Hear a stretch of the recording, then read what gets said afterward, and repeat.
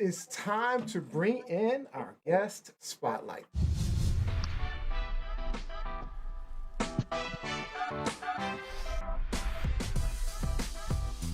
Today's spotlight is on author Traci Mitchell. Hey, Welcome. welcome, Out to the Traci. music. It's great. Welcome. Thanks for joining us, Thank you. Traci. All right, let me give a little background on Traci. Traci is the author of a newly released book, Stirring the Pot. As an Emmy Award winning journalist, Traci has worked at TV stations from coast to coast, covering everything from breaking news to severe weather to national and international stories, interviewing presidential hopefuls, members of Congress, executives, and celebrities. She conducted celebrity and lifestyle interviews for the Emmy nominated daytime show My Generation. She also appeared as a principal actor on the drama series House of Cards. Traci loves hearing a good story, especially Cool. stories portraying the power and strength of other successful women. Welcome to the show, Traci. Thanks for Thank you, guys. All right, now that's an incredible Welcome. bio, but I'd like to give you a chance to feel free to tell us anything else more about yourself, but I just ask that you include something we can't Google about You know, it's so funny. I don't think I tell many people about this, but I was going to be an FBI agent. I actually went through I know, I don't, Really? I feel like at the time I was like sworn to secrecy, right? But it was 100 years ago. I can tell it now. No, I went through the whole process. I got my orders to go to Quantico, and the whole time I'm thinking it took 2 years, and I was like, Wow. I do not want to do this. This is not what I want to do. But you know, when you're on that roller coaster and you're going and you're like, I got to get this done. And then I figured out how to get out of it at the last minute. So yeah, it's gonna be like rack FBI it. So, agent. are you happy with the So not choice? an FBI That's agent. really cool. Would you prefer to be an FBI agent, or are you happy with what you're doing? No, I'm happy with what I'm doing. So this is why I decided to do this whole FBI thing, right? So I was a news reporter at the time. They were lifting the hiring restrictions, and I'm interviewing all of these, the person in charge and all these regional people. And someone said to me, you should become an FBI agent. And I was like, I don't want to do that. And they said, well, you probably couldn't pass anyway. I do not back down from a challenge. I am right, Challenge. right? So Wow. then I had to do it. So I spent like 2 years of my life proving this person wrong. I mean, and then I get there and I'm like, well, shit, I don't want to do this crap. This is not what I want to do. But I made it through. What Wow, department or wow. Very concentration were you nice. That's considering? impressive. What department Right, or I didn't hear you, concentration? Liz. What department were you Was I in at the considering? time? Like, or did you want to consider for being an FBI agent? Like, were you going to be like a field FBI agent? Or did you want to do behavioral analysis? Like, what did you want to do specifically? Well, they made it all sound so good, I have to tell you. So when you're going through the process, you meet all these different people, right? So you clearly know a little bit about the FBI. So I did not want to be an agent, but at the time, there weren't many Black females in the FBI. Of So course, they of said, course. it'd be great if you could go to Puerto Rico, you could be an undercover agent in drug enforcement. And I'm looking at him like, do Oh, I look wow. like I want to do drug enforcement? That's I am like, serious. so I was like, no. So I decided, they have this whole language institute thing. And I said, how about I go learn a bunch of languages and I can be like translator in some country. I'll be a Yeah. spy in those countries. You know what I mean? But undercover drugs, that is so not me. And they were like, oh, you'd And be great because dangerous. no one would expect you. And I was like, yeah, no. So Wow, that's so Right. interesting. That's a very crazy story. All right, let's get to this amazing book, Stirring the Pot. yes. It's full of highly inspirational stories of successful women. So, how did you come up with the concept, and what made you want to write it? And also, um, I know you chose women like Oprah Winfrey, Ariana Grande, Winnie Mandela. What were the reasons behind those choices? I really wanted to write a book. And I think that for years I wanted to write a book, right? And I'm one of those people, and I think we all are too. I mean, look at where you guys are right now. When I decide I want to do something, I really go after it. And it was back in, I think it was 2005, I decided that I wanted to meet Oprah Winfrey, right? And of course, everyone wants to meet Oprah Winfrey. Who doesn't? And she was coming to DC. She was doing her Live Your Best Life tour. And I decided I'm going to interview Oprah and find out how to live my best life. And At the time, I wasn't a huge Oprah fan. Now, once I met her, I'm like, Oprah's all that. And what she said to me was sort of the start of my journey to write this book and to tell my story. I remember asking her something like, Oprah, everything you touch turns to gold. I mean, how do you do it? Why are you so special? What is it about you? And she looked at me, as any Black woman would, and said, girl, there is nothing special about me. And I was like, yeah, there is. And she said, no, it's really not. And so she said, what's different from me, you, and the rest of these people out here? I am following my purpose. I know why I'm here on this earth, and I live that every single day. And that was sort of my moment of, oh my God, well, what am I doing? You know what I mean? Because for me, I was, waking up, doing my job, going out with friends, living my life on repeat, but didn't really have a purpose, right? Didn't have a reason for existing, a reason for being here. And after that interview many years ago, I started changing how I looked at my everyday life and how I was living from day to day to day. So I wanted to include that story in my book because that was sort of the beginning of why I wanted to. As a news reporter, and I'm sure you guys in your industry as well, you meet so many amazing and interesting people, and they touch us in different ways, and they make us think about our lives while we're here, what we're doing that day, things that we should do better, things that, we could do more of. And it was like one of those moments for me, like I should be doing more with my life. Yeah, I've had one of those moments on this Wow. show myself. So I've got a few people online saying hello. We've got Hendrix Knowles, Ah, Crystal Mack, um, and then we have Crystal Mack says FBI hilarious, she and knows me well. Jacqueline Robinson says Oprah is all that and 5 bags of chips. Yes, she is. And Ty Dion says awesome message, truth, live your purpose. All right, I'm going to turn it over to my panel, Lizzie. So, as a fellow journalist, I agree with you about Oprah. Oprah was always an inspiration to me. And I, old school, followed Oprah when she first started, with the Oprah Winfrey Show on ABC. But then once you got to know her and watch her show, you understood or you learned about her humble beginnings, where she began as a journalist and then kind of worked her way up from that. So for me, that was always inspirational. And I think one of the things that kind of pisses me off about the way the public receives Oprah, particularly the Black community. We expect her to be perfect. We expect her to be without fault in certain things. And so I always feel like I'm an Oprah defender because I'm just like, okay, yeah, she's done all these amazing things, but you put her up here on this pedestal of perfection. She didn't put herself up there. And so that's kind of how I have guided myself through my career. So I appreciate you giving Oprah some props and speaking so highly of her because to see her on TV, I didn't necessarily want to have a TV show, the Elizabeth Newman show, but I definitely want it to be in journalism and want it to be visible and give representation to young Black girls, to the Black community. So I appreciate your love of Oprah and I appreciate you and your career path and this book. Yeah, So my absolutely. question to you is, what has been, do you think, as a journalist, as a Black journalist, aside from being told that you would never make it in the FBI, what would you say was your biggest obstacle throughout your journey? Great question. That is a great question. I mean, I think my biggest obstacle throughout this entire journey, I've been in television news I'm dating myself for almost 20 years. And my biggest obstacle has been it's only one of us. And I think, Liz, you can understand that better than anyone else. It can only be one of us. So when I was going to a news station, it was to replace the Black woman who Yep. left, Yep. right?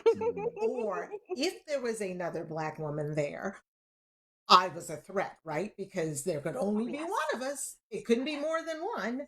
And that's the era that I grew up in, right? I was the Black anchor. I was the Black reporter. So for me, over the years, I tried to foster this. Like, for instance, I was leaving a bureau, a job that I'd had for 6 years. They hired the next Black woman because that's what happens. And, I was saying to her, Nicole, and I said, Nicole, and she came in, guarded because that's what we have to do. And I said, honey, I'm here to help you. I'm leaving. I Mhm. want you to succeed. What can I do? I'm going to be here a month to train you. And I think her look at me was more or less like, seriously, what are you trying to get out of this? You know what I mean? Like, well, why are you doing this? And I think as women, especially as women, we're not allowed to sit at those high levels, right? So when we do Yeah. get there, we put on the show, right? We put on the armor. We realize, all right, we're gonna fight. But if we can instead bring us all together and bring more women in, so that was my biggest obstacle in the news business. Just trying to be me and saying, okay, we're friends, we can all play together, we really can, I promise. And trying to help other women get to the same height. Yeah. No, I totally agree. Been Wow. there, totally been there. Yeah. Especially since my journalism, I'm a sports journalist, and so you can only Girl. imagine, like, exactly. They're like two, three of us, and we're always butting heads. So yeah, I Yes. totally understand what you're saying. So I appreciate your effort. I appreciate your effort, 100%. Some quick comments online. Hendrix Knowles says, I wanted to be an FBI agent as well. Desiree Brown says, hello, Tracy. Hello. We got Hendrix Knowles also says, too many times I was the only black in the newsroom. Yep. So, all Now, right. Hendrix is a photographer who I worked with many years ago who was Oh wow. phenomenal. And he's right, and I think a lot of people even looked at Hendrix and thought, he doesn't know what he's doing, but he was Yep. phenomenal. So again, same sort of thing. All right. Gianni Storm.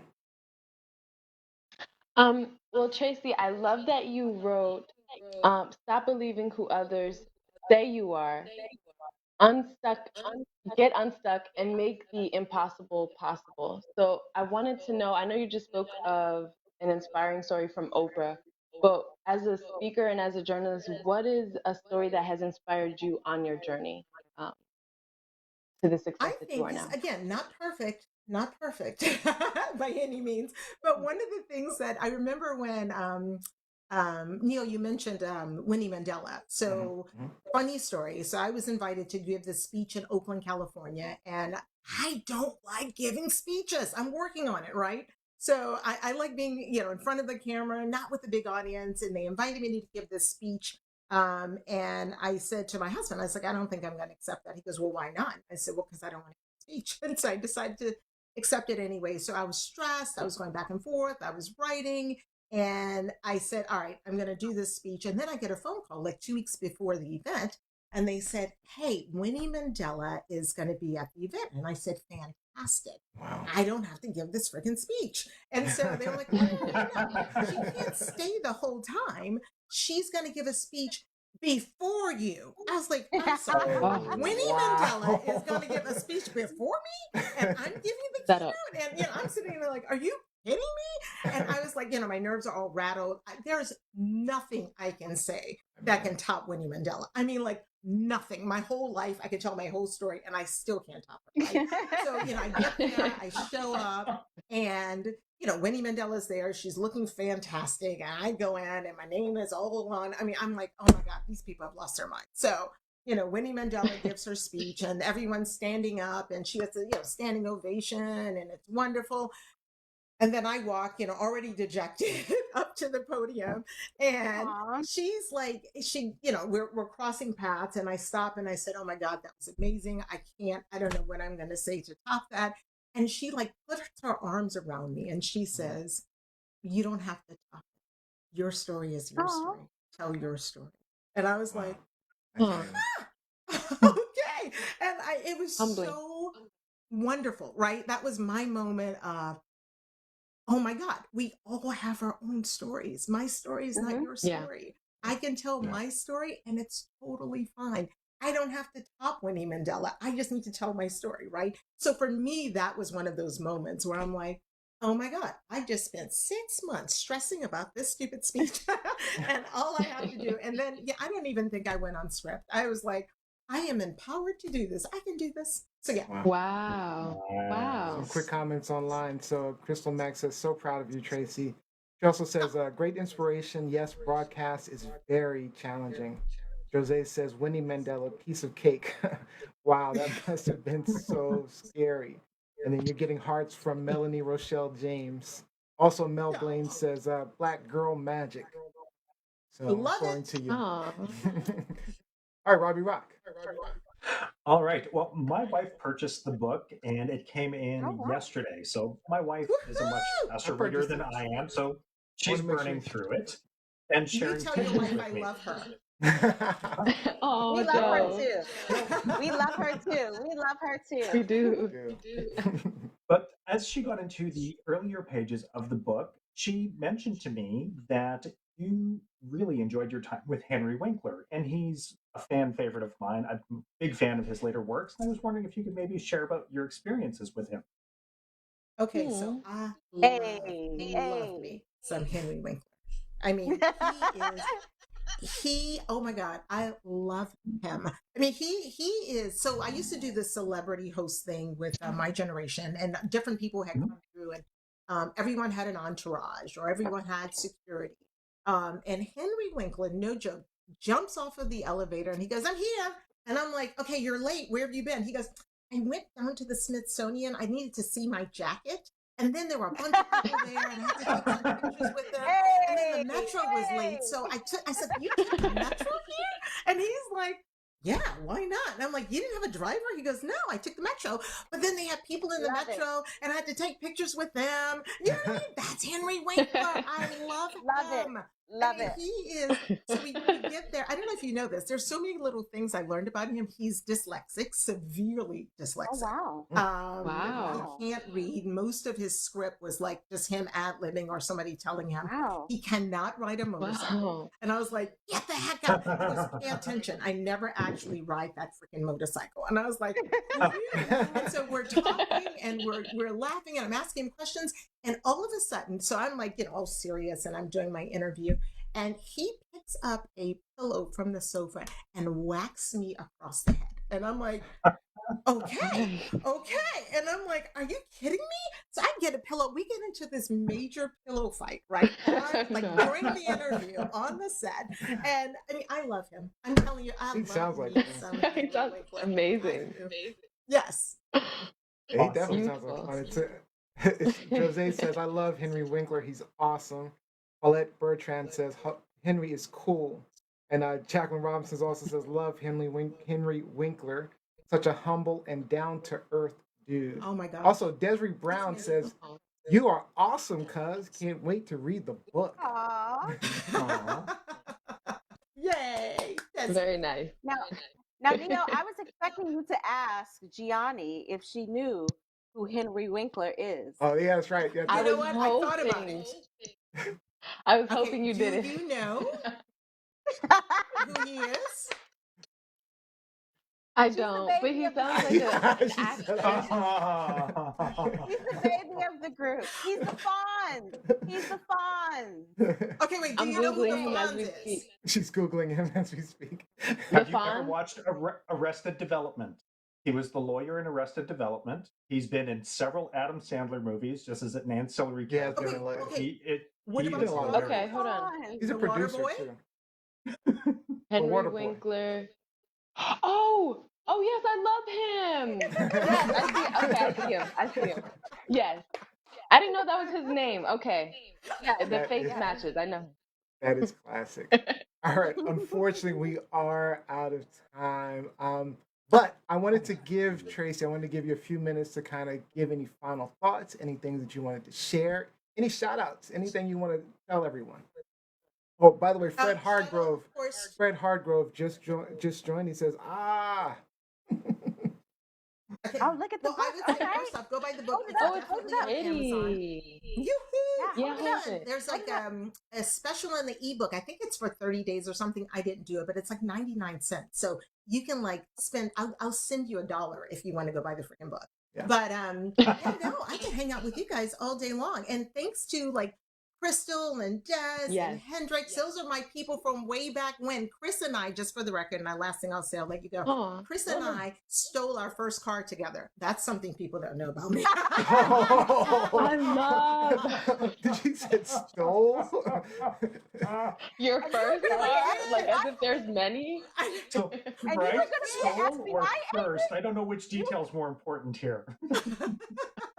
No, we were You kids, gonna be and an we FBI managed to agent? roll. Oh my goodness. Yeah. Hey, I didn't do it. I didn't do the FBI thing. But we rolled the car out of the driveway, and then we figured somebody left the keys in, right? So we like started it off down the street, and we had $2 to our name. So we put $2 of gas in this truck, and then we like quietly drove it back in, and then like we snuck into the windows of our house once we finished. But yeah, Wow. Oh my. we go way back. All right. Yeah, you could have That's been a a spy. That's a friend. That's a friend. Real quick, just want to let everyone know the link to her book is on the show links, the description. So check out the link to the book. And I see we have some final comments online. Melanie Rochelle says, Gianni, you are not alone. I didn't realize that was his real name either. I did it. I love him. Alain Carrere says he's buying the book because of Henry Winkler now. He says, thanks for the link, Neo. Buy the book. Buy the book. I'm helping your Canadian sales, Tracy. I'm helping your Canadian Yes, sales. thank you, thank you. Hendrix Noel says, unsolved mysteries. And Crystal Mack says, you were not supposed to tell. All right, Tracy, I want to thank you so much for joining us. We really appreciate you coming on because this was a great interview. We wish you the best, and I hope Yes, the I book love goes your well. person. Oh, thank you guys very much. Thank you, thank you, thank you. Thank you. Thank We'll you. we'll Thank talk to you. you soon. Thank you, Tracy. Talk to you soon.